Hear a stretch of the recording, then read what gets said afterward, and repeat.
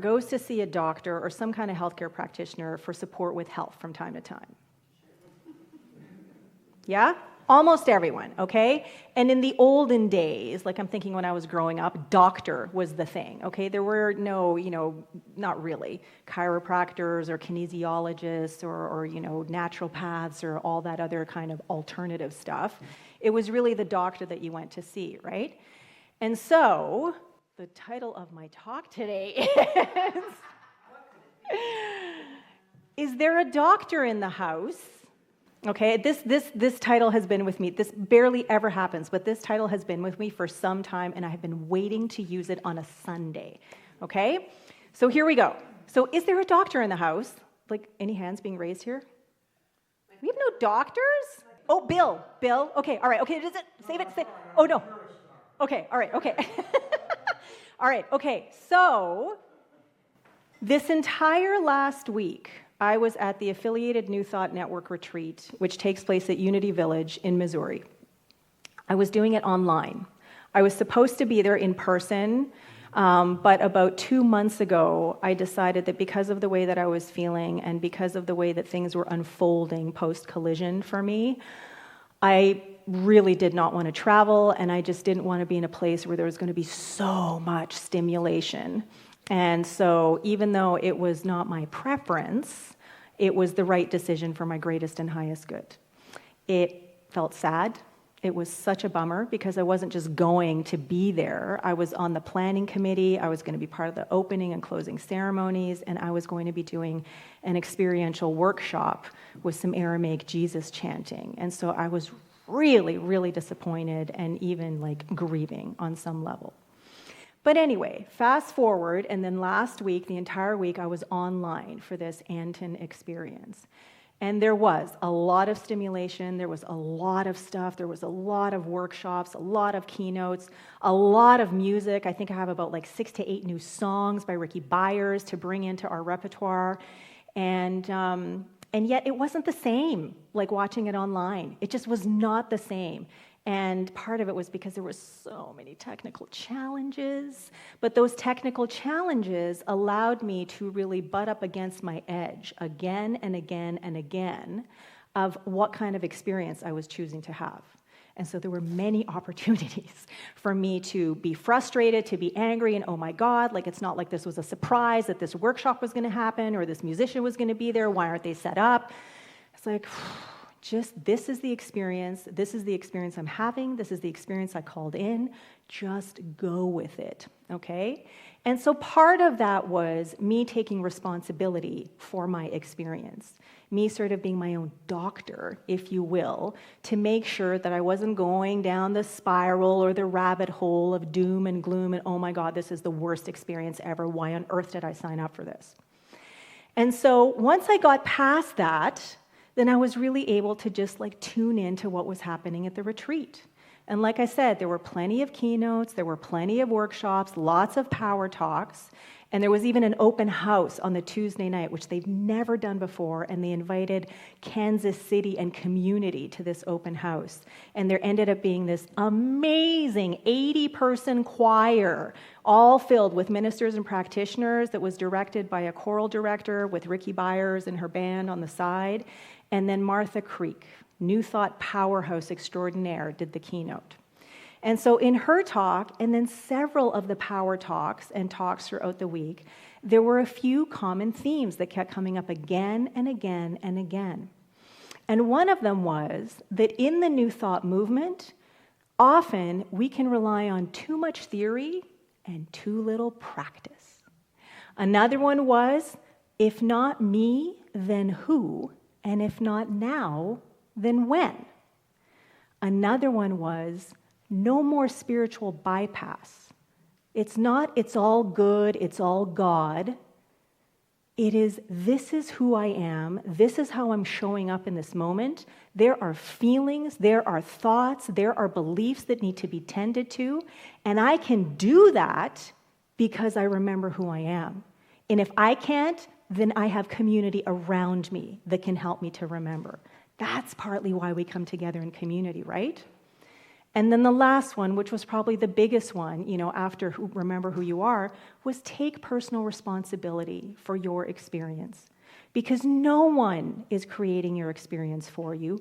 You are creating your experience. I am creating my experience. And we do that according to how we use our mind, how we open our heart wide, the choices that we make, the action steps that we take or don't, right? And so this was a really, really good opportunity to just be reminded again and again and again and again. We have this sort of meme in religious science that says, treat and move your feet. Affirmative prayer is also known as spiritual mind treatment in religious science. And affirmative prayer is prayer that is a movement of energy for a specific purpose. It is us knowing that no matter what is going on, no matter what is hanging out in front of us, no matter what we might be experiencing, that there is that within us that is so powerful, that is so creative, that is so resilient, that is so intelligent, that it surpasses anything else that we could experience on the conventional level. That is what we need to keep tuning into. But we can't just do a prayer and then let it go and let God. We need to take action ourselves because we live in this physical world. We're having this experience that we're creating. Right? So we need to be accountable to ourselves, and we need to take personal responsibility for what it is that we're experiencing. So let's move to yesterday, which was the second Saturday of the month, and even though we normally do it on the first, my husband Glenn and I met with our Abundant Good Journey group that we meet with once a month with our friend Dr. Joselito Laudencia. And yesterday was the third in a session of 3 on Joe Dispenza. I love Joe Dispenza. I am a huge Joe Dispenza fan. I have taken courses. I have done lots of meditations. I am saving up for a week-long retreat. I really, to me, Joe Dispenza is sort of the scientific translation for New Thought principle, okay? And so we only did a 12-minute meditation. I thought it was going to be half an hour, but it was only 12 minutes. And I thought, okay, great. I'm so looking forward to this. This is going to be so great. What ended up happening completely surprised me. Part of it was probably residual leftovers from my Anton experience online, where it wasn't as great as I thought it was going to be. And a lot of it has to do with what I'm still navigating post-collision, as I'm still going through some stuff that's lingering because of the concussion. And so there was an intro, we talked about things, and then he put on the meditation. I had my headphones on, I was ready with my journal to write things down, and all of it was for experiencing an abundant life. And what are the feelings that you feel in your most abundant life? And my go-to would have been joy, happiness, ease, flow, love of life. There were even these terms that Joselito gave us that we needed to concentrate on. And I got to tell you, I could access none of it. Like none of it. And within about a minute, the tears just started to flood forward. Like just come forth. And I just thought, what is happening right now? But there was something in me that knew this is too expansive for me right now. This is too much for me right now. I don't feel safe right now. And there was a part of me that wanted to rip my headphones off, unplug, and just bolt from the entire experience. Shut myself off, and that's it. I'm not participating anymore.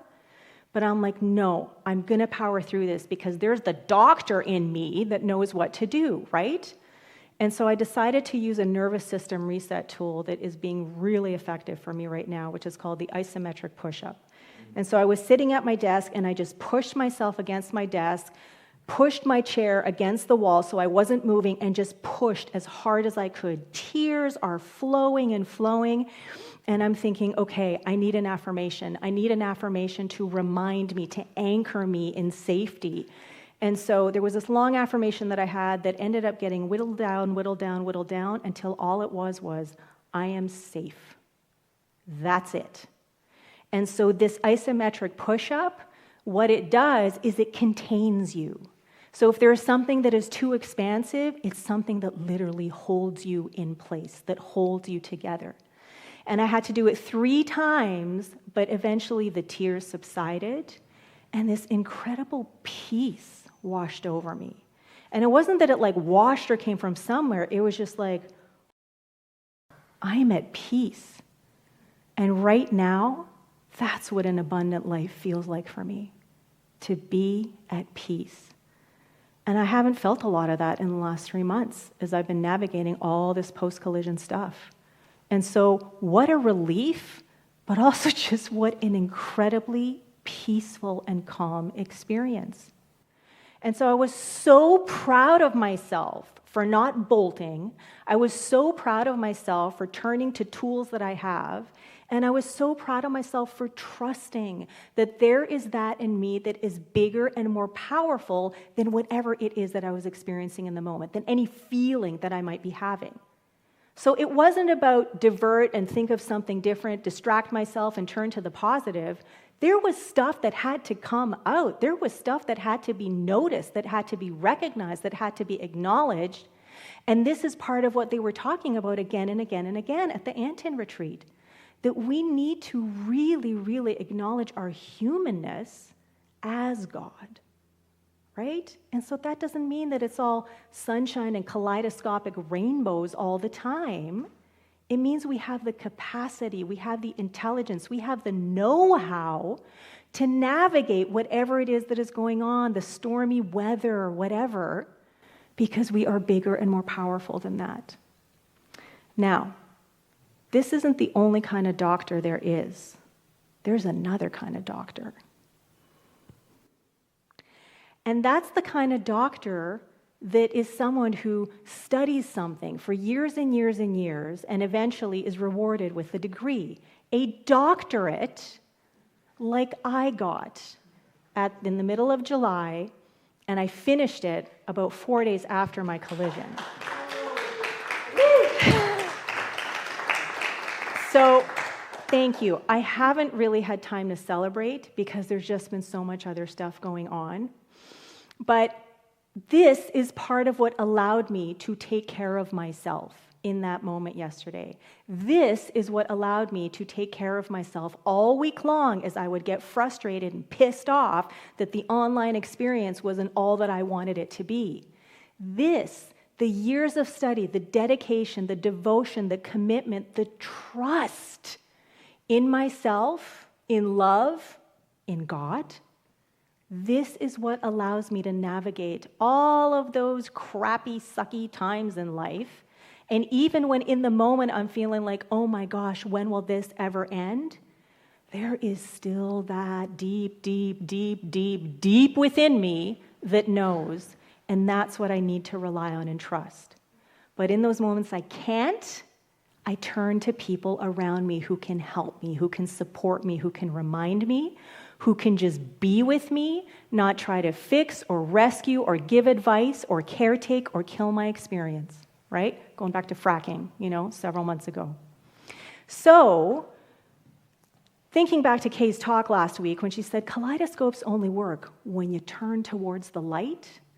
This is our invitation to turn to the light that is within, turn to the light that we are, so we can see all the patterns that want to be illuminated. The sweet, the sour, the in-between, mixing my metaphors there, but that's okay. I think you get it. We have to turn to the light, because if we are always focusing on the dark and whatever, we're just going to see more of that darkness, right? But if we look to the light, oh my gosh, we can see stuff that we weren't even aware of that was there. We can see stuff that is just begging to be noticed. And what a gift. And we're the ones that can do it. So in the end, there were many, many phrases that kept coming through all these power talks and keynotes and workshops and stuff.